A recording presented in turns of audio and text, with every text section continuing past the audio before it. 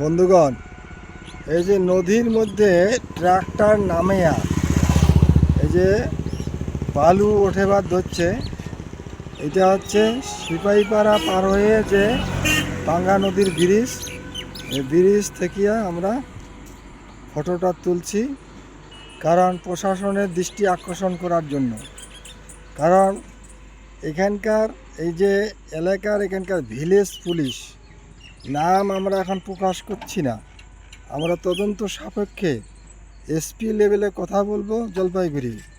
কারণ সে যেহেতু village police, তার এখানে এলাকায় প্রভাব খাটিয়ে কিছু অবৈধ কাজ করছে, তাই আমরা তুলে ধরছি সোশ্যাল মিডিয়ায়।